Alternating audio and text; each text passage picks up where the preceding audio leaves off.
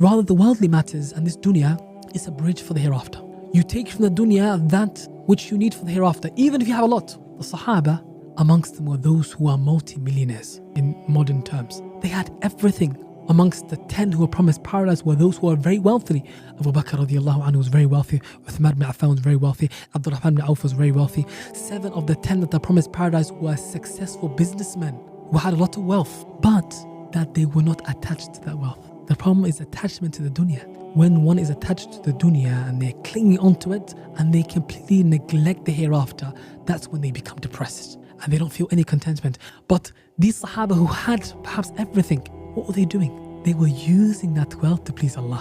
When the Prophet ﷺ, he said, whoever contributes to Jayshul Usra, they'll have Jannah. Uthman radiallahu anhu, he sponsored all the transport that the Sahaba, they were using their weapons. 30,000 men. He sponsored it, he paid for it.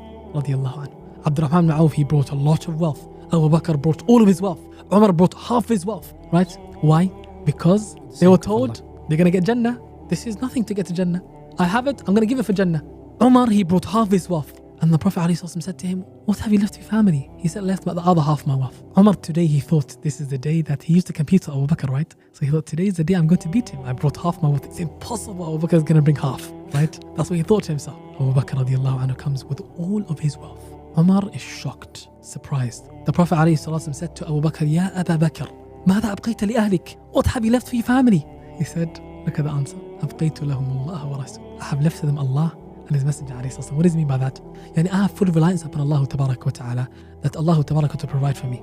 And I have full belief in the statement of the Prophet عليه الصلاة والسلام that Allah will provide for me when I give charity, and what he told me that I'm going to get more in return.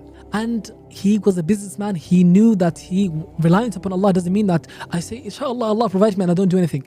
I have the ability to get this money back, right? He had successful businesses that were running. Tawakkul ala Allah, reliance upon Allah تبارك وتعالى. So the important factor it is that no matter what you possess, it's not in your heart, it's just in your hands. You have it in your hands, and just like it came into your hands, it goes out, because you're going to leave this world with nothing.